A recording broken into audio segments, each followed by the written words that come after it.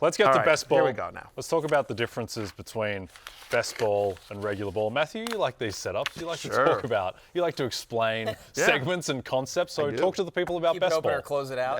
You want me to explain that one? We're at a bar. What about love-hate? I can explain love-hate. Three months away, no big deal. All right. So best ball, very simple. You don't. And it's a great kind of format for Connor because you don't have to think. It's lazy man's fantasy. It's lazy man's fantasy. I love it. It's really is. I do 100 drafts every spring. It's 100. And then I prefer not to play in any actual real leagues. Yeah, of course. You guys just sucker me into our stupid league. Yeah, I don't blame you. So all you do is basically, as you see it right here, if you've never played in a best ball league, you draft a league. You're in a league like normal, and you draft a fantasy football team. The difference is once you're done with the draft, you are done. There's no picking up. There's picking up players. There's no trades. You don't even set lineups. Basically, at the end of every week's games, your best possible lineup is set for you. You also don't play with defenses or kickers. As you see, there are no ads, drops, waivers, or trades. It's basically a 14-week regular season, and then you advance. The top two teams advance.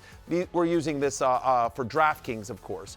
And then basically you have the playoff rounds in weeks 15, 16, and 17. And when you're playing on DraftKings, you're in a larger pool. Sometimes you're in a 12-team league if you want, but you can be in a larger prize pool as well. But that's the basic idea, right? And specifically to DraftKings, which is obviously our sponsors, we are DraftKings men here on the Fantasy Happy Hour set. The crown is in fact yours.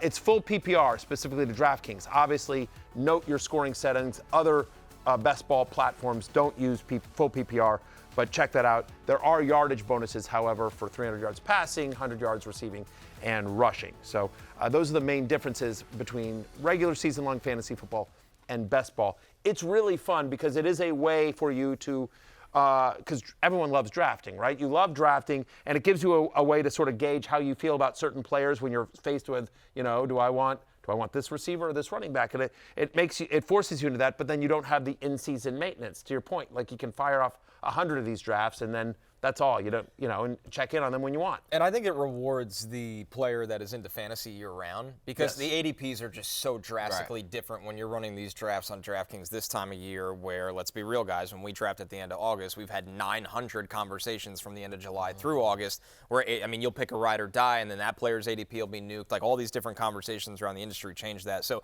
if you feel like you're ahead of the curve on players, this is a really fun format to capitalize on that. It sure is. And you can even do it before the NFL draft. Yes. And so if you're reading like Connor Rogers on NBC Sports, and you're like, let's bet on talent. I'm just going to bet on talent. Yeah. Yep. Let me, Bayshell Tootin. Okay. I'm gonna draft him higher than he should go. I feel like we're going to talk about Bayshell Tootin a lot this year. Yes. To see a magnificent name. Let's talk about general strategy for best ball. Matthew, contest selection is an important one. You're a big guy on knowing formats. And everything as you go into leagues. Yeah, I think it's important to understand what your goals are. Let's just start there, right? We're gonna get through all of these kind of topics here, but contest selection is important. Like, what are you trying to make the most money? You're just trying to have fun? Are you trying to, because there are contests where thousands upon thousands can enter, and your chances of winning are slim. But if you enter 150 lineups and one of them hits it, like, you're suddenly a millionaire, right? And so that's exciting. But you can also choose smaller prize pools. You can choose ones where you can only do one entry, a single entry, like everyone in the pool has only got one lineup. Or 3 entry max, 5 entry max as well. Basically, I think it's important to look like, how much are you playing for? What's the entry fee? What's the field size? And look at the payout structure, because they have different payout structures for different tournaments. Are you looking for a really big prize and hoping you get lucky? Or are you hoping for just a little bit and that they pay down to a lot more spots as well? What's the cut that wherever you're playing for, like what's DraftKings cut as well? So I just think it's important to contest selection is an important piece of your ultimate success, especially depending on what your goals are. Yeah, I think in these big tournaments too, Matthew, we always talk about in redraft how when we talk, like, for example, when we talk about the Packers wide receiver room, right? Yep. We always say, we're not excited about drafting any of them because we don't know which one's going to pop off from week to week or whatever. But in these big contests, you have to find a way to try to separate yourself, especially as the season goes along. So you may end up having a Packers receiver like a Christian Watson. Maybe he's healthy in week 16, week 17. Right. And we know Christian Watson is a big play receiver. He can get down the field. He can go out there and get 4 catches, 150 yards, and might not have done anything the first 10 weeks, but for that week, and now your lineup has that much difference in it in that big contest. Yeah, I mean, I think that's a great point because what you're talking about kind of leads us into the next point, Connor, which is roster construction, right?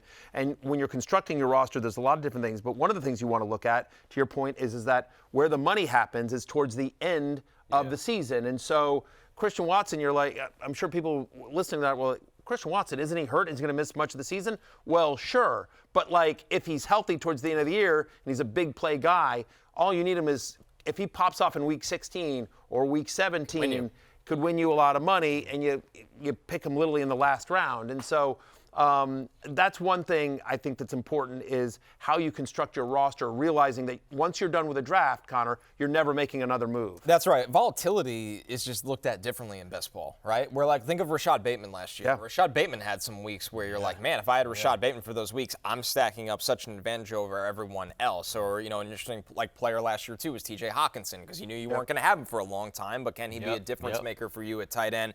And then obviously the volatility of rookies, the year Brock Bowers had. And then you look at, you know, where Rome Odunze was drafted maybe compared to a Brian Thomas Jr. So which rookie is going to pop off that's in a similar ADP to another rookie that might have to wait his turn? So volatility is a key in best ball, and it's hard to predict, but you probably take a little bit more risk, Matthew, in that bucket than you do in redraft. Yeah, and there's, you know, Jay talks about variance all the time, and especially when you're in these large field tournaments, the more differentiation you can have, like, yes, you think Saquon Barkley is great. So does everyone in the universe. Yep. Like, Saquon's not going to give you an advantage because everyone's going to have, Saquon. But what's going to give you an advantage is trying to have a unique build compared to other teams out there. The more unique you have a build, it still has to obviously be a good team. Like, you can't just draft all scrubs or anything like that. But I think trying to have some variance and have a unique build to the best of your ability gives you an advantage because when it pops, that's gonna help you win some money and be successful towards the end of the year. I think it's worth noting specifically in terms of roster construction when we're talking about DraftKings, it's full PPR. Again, there are other platforms that are half PPR, but so wide receivers obviously very important in full PPR and in DraftKings. The other thing is that I'll say here is that as you're constructing your roster, think about what you're doing at the beginning of the draft. So the idea here is that, like, if you go early on a quarterback, you know, if I'm drafting Lamar Jackson or Josh Allen, in essence, you don't want to load up on a ton of quarterbacks because you're using an early round pick on somebody that you think is going to be elite and be the best guy at the quarterback position on your roster most weeks. And so, but if you go 0 RB, then towards the end of your draft, you're going to want a lot more RBs. Generally speaking, like, I think you want like 2 to 4 quarterbacks. You probably want 5 to 7 running backs, 7 to 10 wide receivers, a couple of tight ends as well. Again, it sort of depends, and we'll get into stacking here in a second, but as you construct your roster, you sort of want to think about, like, where am I drafting where I feel really good about, and where are more sort of my lottery tickets. Right. You'd rather play multiple lotto tickets and compared to your sure things you like to consider. Speaking of that, positionally speaking, like, say if you do take a Josh Allen, a Lamar, or now Jaden Daniels, right? Who would be another quarterback you would be looking at down the line in this type of format? Like some of the late round quarterbacks? Yeah, like is Jared Goff too early? Dak? No, I mean, I love Jared. I mean, we've talked about this when the schedule release show. Jared Goff's schedule down the stretch is fantastic. Because those weeks he could be outscoring Lamar. Right. I mean, I think there's a lot of late round quarterbacks that I like. I think Drake May is pretty interesting, right? I think, we're going to talk about him in a little bit, but I'll say Trevor Lawrence. Like, Trevor Lawrence is going super late, and I think we'll talk about why in a little bit here. But So anyway, we'll get into some players here as well. But yes, you want to sort of think about that. It's like, oh, I'm going elite quarterback, so here are some late round guys. Hey, I'm going elite running back. I'm going hero RB. So okay, here comes some late round running backs. I think that's important. But I think generally speaking, you have to sort of draft as if you're right. When you're drafting, have the attitude that everything that you think is going to happen is actually going to happen. So. And that's one of the reasons why stacking is so important, because what stacking does is basically limits the number of things you have to get right. And so that when those teams hit, when those offenses hit, if you have Jaden Daniels and Terry McLaurin, they connect on a touchdown, obviously. Right.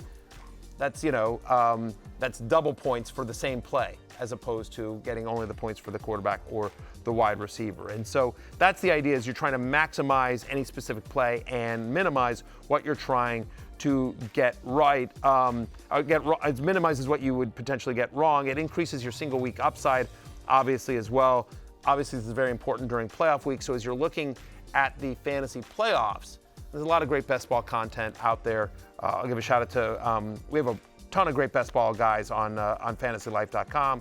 Also, obviously, check out our stuff here on rotoworld.com. But there's a whole best ball section for free on fantasylife.com if you want to check that out. But one of the things I'll say is that some of the teams that I think are interesting to stack later, like the Ravens are obvious, the Bills are obvious, like the high flying offenses are obvious, Chiefs. but Because they don't have a group of Correct. like elite receivers. Yeah. Sure, but I mean, you mentioned Green Bay, right? Yeah. You mentioned those wide receivers. You think about Josh Jacobs. You think about Jordan Love, Matthew Golden. Does he emerge? I mean, I had Dontavian Wicks in a best ball team last year. It was awesome because the weeks he popped big, and the weeks he disappeared, it didn't matter as well. How about the Patriots? I mentioned Drake May as a late round quarterback there, but I think Stephon Diggs is really interesting, especially as he gets healthier into the season as well. Hunter Henry is basically the weeks he scores a touchdown, he's awesome. The week isn't, Yes. you'll have another. You'll have another tight end. Pop Douglas, Travion Henderson. Travion Henderson's the interesting one. Yeah, exactly. Because the big playability. Yeah. I think another interesting team in that sense is actually the Dolphins, who have just kind of been discarded a little bit because they had such a rough season last year. Tyreek and Waddle both chronically dealing with injuries. There's a chance, I don't think those guys are just bad now. And Tua has a lot of variance. And if he's able to stay healthy, and still Mike McDaniel, still a ton of speed, it wouldn't be shocking if that is back to a top 4, top 5 offense in the NFL after a really rough year last year. I like that call. I'll say, I think the Cowboys, no one likes the Cowboys. You know what I mean? It's like, they've been disappointed for so long. But again, Dak and Lamb and Pickens, Ferguson. Right. I'll give you another one that might be crazy, but how about the Carolina Panthers? I Second year like that a Dave lot. Canales, Bryce Young looked better down the stretch. If T-Mac is everything we think he's going to be, second year of Xavier Legette as well. Jatavian Sanders had a couple games. The Chubbler. I think the Panthers are going to be a lot better than. I'm not saying they're going to be great, but I think they're going to be a lot more fantasy relevant and competent than people give them I would credit for. agree with that. Hey, it's Matthew Berry from NBCSports.com and RotoWorld.com, and I want to thank you so much for watching whatever it is you just watched, or if nothing else, being too lazy to click out of the autoplay after this video started, after whatever it is you actually wanted to watch finished. But now that you're here, I'd like to take a moment here to ask you respectfully now, okay? I'm asking you respectfully to subscribe to the NFL on NBC YouTube channel. You'll get the latest RotoWorld fantasy news headlines, all sorts of great shows, including my own Fantasy Football Happy Hour. So go subscribe now. Again, I'm asking respectfully.